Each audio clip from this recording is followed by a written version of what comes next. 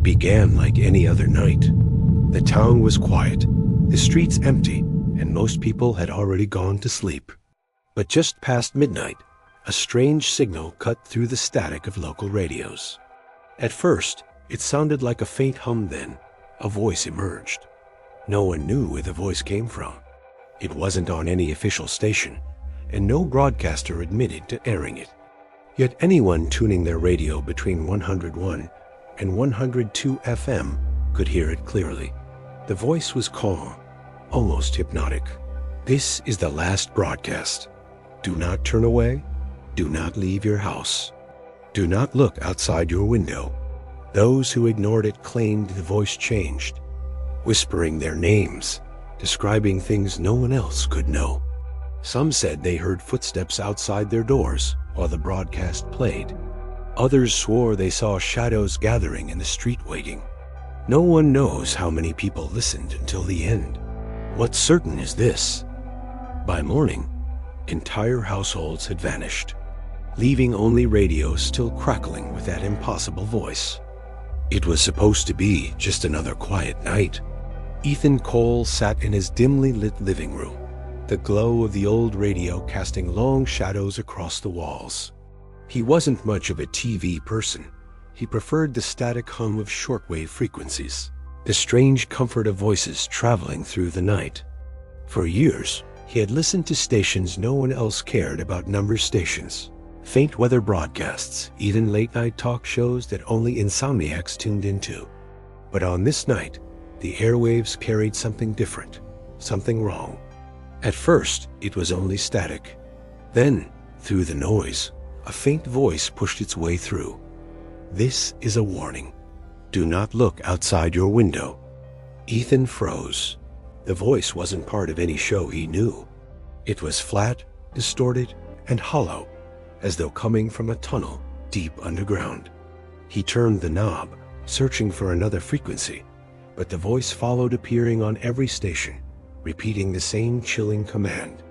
Do not look outside your window. His skin prickled.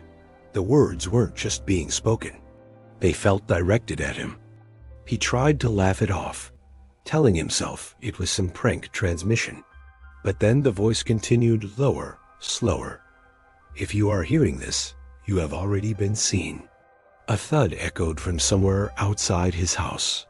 Ethan's breath caught in his throat. He lived alone at the edge of town, no neighbors close by. No reason for anyone to be outside at this hour. He tightened his grip on the radio, the static now screeching in his ears. The transmission shifted again, the voice breaking into whispers. At first, he thought it was gibberish until he heard it. His name.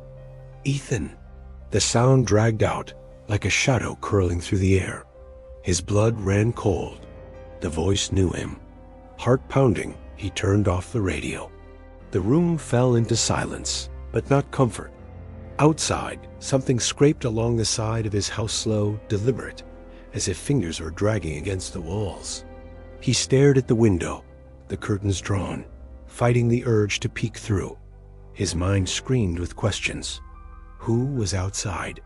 How did the broadcast know his name? The scratching stopped. The night grew unnaturally quiet. Then 3 soft knocks tapped against the glass of his living room window. Ethan's chest tightened. He didn't move.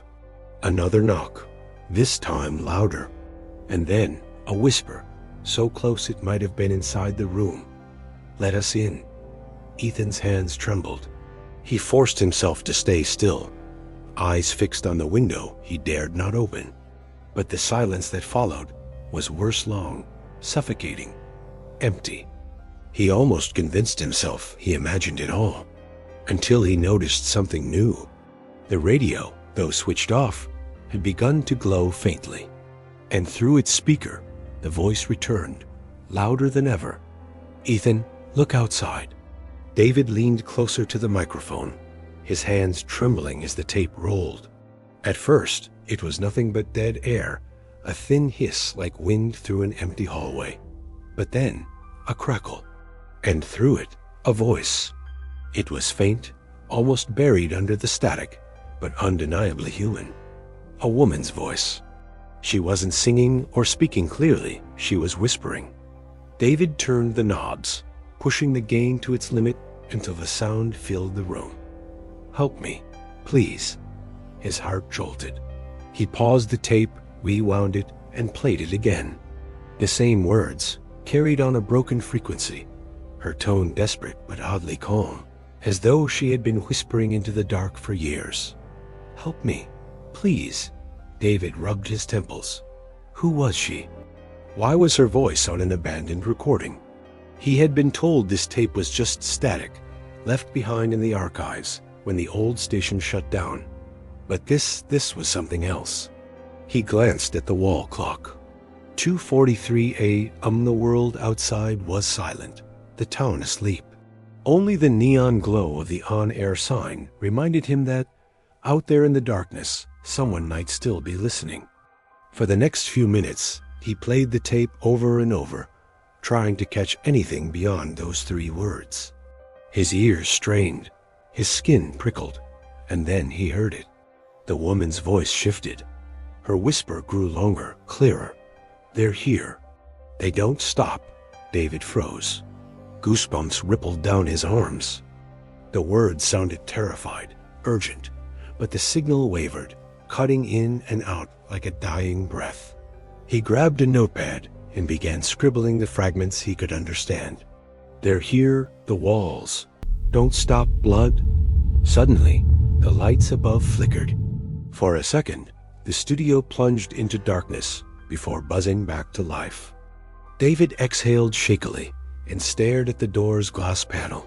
The hallway beyond looked empty, but he couldn't shake the sensation that something was watching him. The voice on the tape grew louder, as if reacting to his fear. "Behind you." David whipped around, nearly knocking over his chair. The room was empty.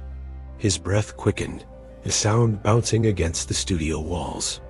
He pressed stop on the tape deck, but the voice didn't stop. The words bled through the speakers, continuing even though the machine had fallen silent. "Behind you." This time, the whisper came not from the recording, but from directly behind his ear. David spun again, and for the briefest second, he thought he saw a shadow move across the far wall. A tall, crooked figure that melted back into the static buzzing through the speakers. His hand hovered over the power switch of the transmitter. Every instinct screamed at him to shut it all down, to walk away. But something stronger kept him there, a morbid curiosity, a pull he couldn't resist.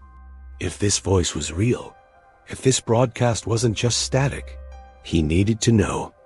And so, against all reason, David leaned back into the microphone and whispered into the void, "Who are you?"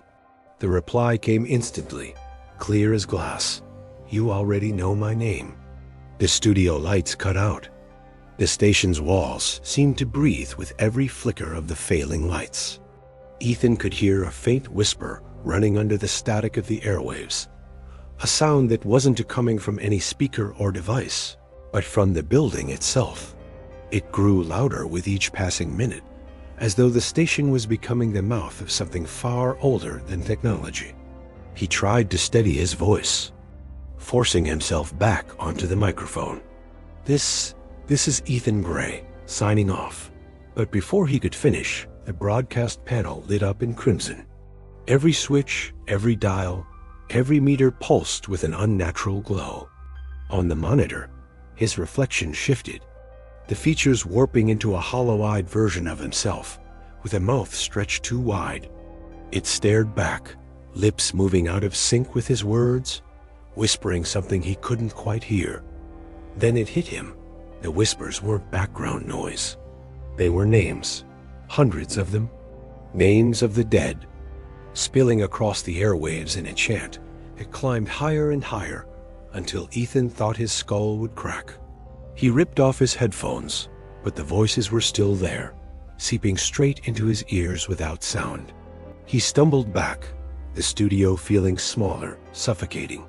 The glass window into the booth fogged up, and on it, written by no hand he could see, appeared 3 words: "Stay with US."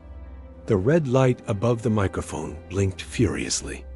Ethan realized the broadcast wasn't ending, it was growing. Every second he delayed, more people tuned in, drawn like moths to a flame. Their curiosity was feeding it. He bolted for the exit, but the studio door wouldn't open. His reflection was still in the dark glass, smiling, mouthing words he refused to hear. He slammed the door again and again, panic clawing at his throat, until finally the lock gave. He ran through the hall, past empty offices, past desks that now bore photographs of people he'd never seen before, faces pale and crying, eyes staring directly at him. The whispers followed. When Ethan finally burst out of the building into the cold night air, he thought he was free. But the town was silent. Every house on the street had its lights on, every window wide open, and inside each living room sat a family motionless, eyes fixed on glowing radios tuned to his frequency. They weren't breathing. They weren't alive. The broadcast had claimed them. He staggered into the middle of the street, gasping for air, only to hear it again, his own voice. Not from the studio, not from a speaker, but from the night itself. The static-filled version of his voice echoed from every corner, repeating the last thing he had tried to say: "This is Ethan Gray," signing off, but the voice never stopped. And as Ethan realized the broadcast had escaped the station, spilling endlessly into the world, he felt his body growing cold, his breath catching. He looked down at his hands already fading, his skin turning translucent, as though the airwaves were swallowing him too. The last thing he heard before the silence consumed him was the endless hum of static, rolling across an empty town that would never wake again. And somewhere, the broadcast continues, waiting for the next listener.